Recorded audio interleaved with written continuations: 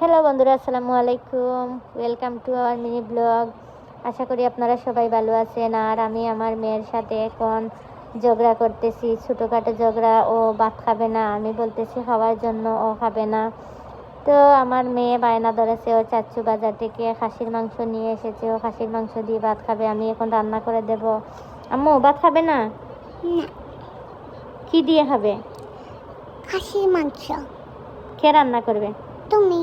না, তুমি রান্না করো, তোমার ইচ্ছা, তুমি রান্না করো। ওকে। সত্যি রান্না করবা? সত্যি। তাইলে চলে আসো আমার সাথে কিচেনে। Hindi mag-AI assistant han. তো আমি আমার মেয়েকে নিয়ে এখন কিচেনে চলে আসছি। আসার পর দেখুন, আমি খাসির মাংসগুলো ভিজিয়ে রেখে দিচ্ছি অনেক আগেই। আর আজকে মাংসগুলো ফ্রিজে ঢুকাই নাই, ফ্রেশ রান্না করব বলে। তো আমি যে পাত্রে রান্না করব পাত্রের মধ্যে রেখে দিছি। এখন যে মশলাগুলো কেটে রাখছি আগে, ওইগুলো দিয়ে দেব। আমি আদা রসুন পেঁয়াজ সাথে তেজপাতাও দিয়ে দিছি। এখন কিছু দারচিনি, এলাচ, সাথে একটু গোলমরিচও দিয়ে দিলাম। দিয়ে দেওয়ার পর তেলও অ্যাড করব। তেল দিয়ে দেওয়ার পর কতক্ষণ নাড়াচাড়া করব, করে ওগুলোকে কষানোর জন্য আমি চুলায় রেখে দেব। আমি আবার গুঁড়া মশলাগুলো প্রথমে দেই না, গুঁড়া মশলাগুলো পরে ইউজ করি। প্রথমে আমি এভাবেই কাঁচা মশলা দিয়ে কিছুক্ষণ নাড়াচাড়া করে তেল দিয়ে আমি চুলার মধ্যে বসিয়ে দেই। জানি না আপনারা কে কীভাবে রান্না করেন, তো আমি মনে করি এভাবে রান্না করলে আমার কাছে খেতে ভালো লাগে। তো এখন আমি এগুলোকে ভালো করে মাংসের সাথে মিশিয়ে চুলায় বসিয়ে দেব।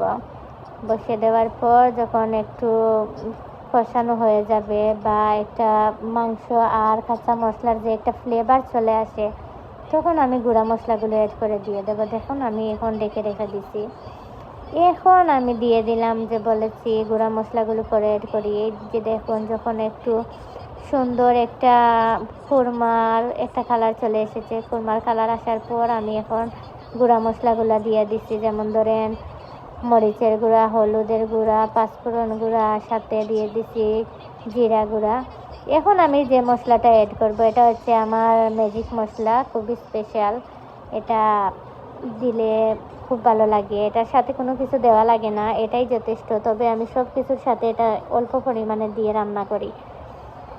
এটা দিলে ফ্লেভারটাও ভালো আসে আর খেতেও অনেক ভালো লাগে। মাংসের মশলা না, বাট এটা একটা ম্যাজিক মশলা, সিক্রেট, শেয়ার করব না। তো এখন আমি রান্না করতেছি, দেখুন কি সুন্দর একটা কালার চলে আসছে। এইভাবে রান্না করলে আমার কাছে খেতে অনেক ভালো লাগে। কেউ কেউ আবার